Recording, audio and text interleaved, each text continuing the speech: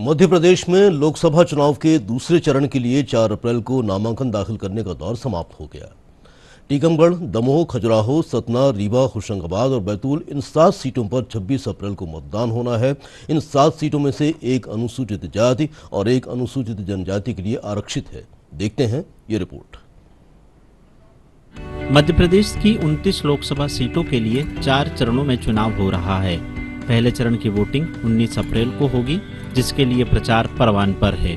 जबलपुर में खुद बीजेपी के राष्ट्रीय अध्यक्ष ने प्रबुद्धजनों के सम्मेलन को संबोधित किया, तो वहीं सीधी सिंगरौली में रक्षा मंत्री राजनाथ सिंह के अलावा बीजेपी के बड़े नेताओं का भी मध्य प्रदेश में प्रवास तय हो चुका है। सीएम मोहन यादव प्रदेश की सभी लोकसभा सीट पर तूफानी दौरे कर रहे हैं। कांग्रेस से प्रभारी भंवर जितेंद्र सिंह, पीसीसी चीफ जीतू पटवारी, विवेक तनखा के अलावा अरुण यादव भी कांग्रेस प्रत्याशियों के पक्ष में माहौल बनाने में लगे हैं और साथ ही कांग्रेसी कार्यकर्ताओं की हौसला अफजाई कर रहे हैं। दूसरे चरण की लोकसभा सीटों के सियासी समीकरण पर एक नजर। दूसरे चरण में मध्य प्रदेश में 7 लोकसभा सीटों पर चुनाव होना है। टीकमगढ़, दमोह, खजुराहो, सतना, रीवा, होशंगाबाद और बैतूल लोकसभा सीट शामिल है। यहाँ मतदान 26 अप्रैल को होगा। टीकमगढ़ में केंद्रीय मंत्री वीरेंद्र कुमार बीजेपी से, कांग्रेस से पंकज अहिरवार मैदान में हैं। दमोह से बीजेपी के राहुल लोधी के सामने कांग्रेस के तरबर लोधी हैं।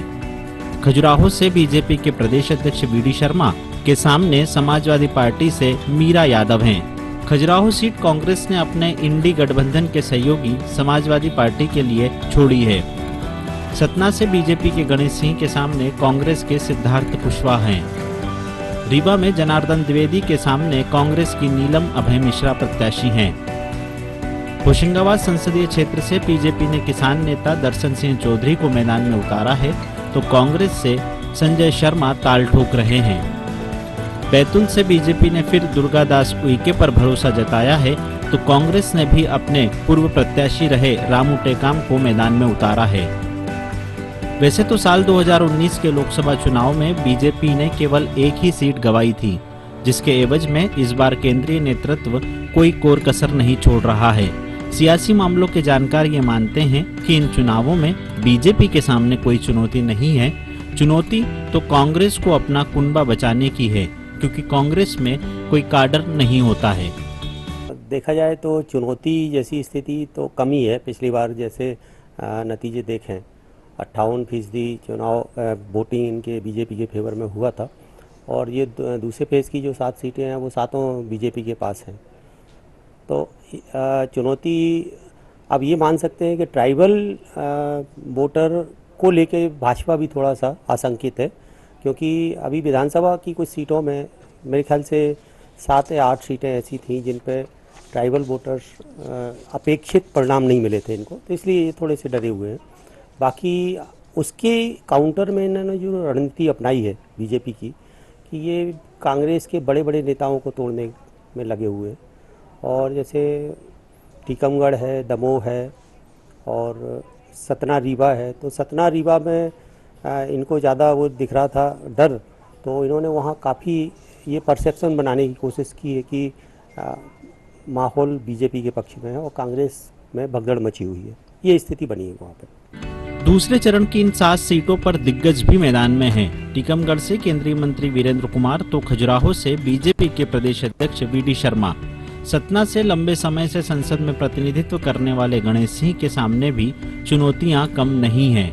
रही बात कांग्रेस छोड़कर बीजेपी में जाने वालों की, तो बीजेपी इसे मोदी फैक्टर बता रही है, तो कांग्रेस अपने कुनबे को छोड़कर जाने वालों को पेड कार्यकर्ता बता रही है, जो समय, काल और परिस्थिति के मुताबिक पार्टी ज्वाइन करते और छोड़ते हैं। देखिए, दूसरे चरण में मध्य प्रदेश में टीकमगढ़, दमोह, खजुराहो, सतना, रीवा, होशंगाबाद और बैतूल में चुनाव है, और ये सभी सीटें भाजपा की परंपरागत सीटें हैं। जनता लंबे समय से हमको आशीर्वाद देती आ रही है, और मध्य प्रदेश में तो 8.5 करोड़ जनता भाजपा को 2003 से सतत आशीर्वाद देती आ रही है। अब चूंकि कांग्रेस का खेमे में कुछ बचा नहीं है, जीतू पटवारी जी मुझे नहीं लगता है कि अपने लोगों को रोकने में कामयाब नहीं हो पा रहे हैं, और उमंग श्रृंगार जी भी कुछ ज़्यादा कर नहीं पा रहे हैं। और इनके बड़े के बड़े धड़े भाजपा में शामिल होते जा रहे हैं, क्योंकि कांग्रेस को सब इस वक्त डूबता हुआ जहाज समझ रहे हैं। इसके विपरीत हम माननीय प्रदेश अध्यक्ष वी डी शर्मा जी के नेतृत्व में 65,423 बूथों पर फिजिकल भी होके आए, डिजिटल भी होके आए, और हमारे अर्ध पन्ना प्रमुख सभी तैनात हैं हमारे बूथों पे। बूथ से ही लड़ाई लड़ी जाती है चुनाव में, और चुनाव में निश्चित रूप से हम इन बूथों पर, जो विधानसभा चुनाव में 11,000 बूथों पे हारे थे, उसको रणनीति बनाकर हम आगे बढ़ रहे हैं। 370 जो वोटों का बढ़ाने का लक्ष्य है उसको लेकर हम चल रहे हैं। इस बार मिशन 29 और अब की बार 400 पार जो माननीय मोदी जी ने नारा दिया उसको लेकर हम आगे बढ़ रहे हैं। मिशन 29 भी पूरा करेंगे और मिशन 400 भी पूरा करेंगे। देखिए, किसी भी पार्टी का कोई भी व्यक्ति अगर छोड़ के जाता है तो उसमें कहीं ना कहीं नुकसान इमोशनली होता है और एक परसेप्शन बनने का होता है, लेकिन कार्यकर्ता जो विचार से जुड़ा हुआ है, जो विचारधारा से जुड़ा हुआ है, वो उसी पार्टी के साथ रहता है जिस पार्टी का है। हम जब सत्ता में आए मध्य प्रदेश में 2018 में, तो स्वर्गीय सरताज सिंह बीजेपी के मंत्री हुआ करते थे, रामकृष्ण कुसमारिया जी कद्दावर नेता मंत्री रहे, ये सब आ गए थे। क्या इनका कार्यकर्ता आया? नहीं आया इनका कार्यकर्ता। और जब सरकार गई तो ये दोनों वापस चले गए वहीं पर जहाँ से आए थे। तो ये मौका परस्ती जो होती है, इसके साथ कार्यकर्ता नहीं है, पेड कार्यकर्ताओं को ला रहे हैं। वो आपको कल किसी भी पॉलिटिकल पार्टी की भीड़ में दिख जाएगा। सबके रेट्स हैं, ऐसे लोग जो काम करते हैं। अब भाई बेरोजगारी है, एक बड़ी संख्या में बेरोजगार हैं लोग मोदी सरकार की नीतियों के साथ। तो ऐसे लोग बहुत सारे मिल जाते हैं जो दावे किए जा रहे हैं 15,000 16,000, कोई फ़र्क नहीं पड़ता। कांग्रेस पार्टी का जो मूल कार्यकर्ता है वो उसके साथ है।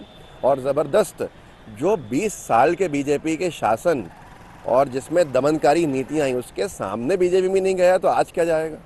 दूसरे चरण की लोकसभा चुनाव के लिए मध्य प्रदेश की 7 लोकसभा सीटों पर नामांकन का दौर खत्म हो चुका है। विंध्य, बुंदेलखंड और मध्य भारत की इन 7 सीटों पर जनता कांग्रेस के हाथ को मजबूत करती है या फिर मोदी की गारंटी के साथ खड़ी नजर आती है, ये तो 4 जून को परिणाम के साथ ही साफ हो पाएगा। कैमरा पर्सन कुमार गौरव के साथ आशीष मंगल सोनी, डीडी न्यूज़, भोपाल।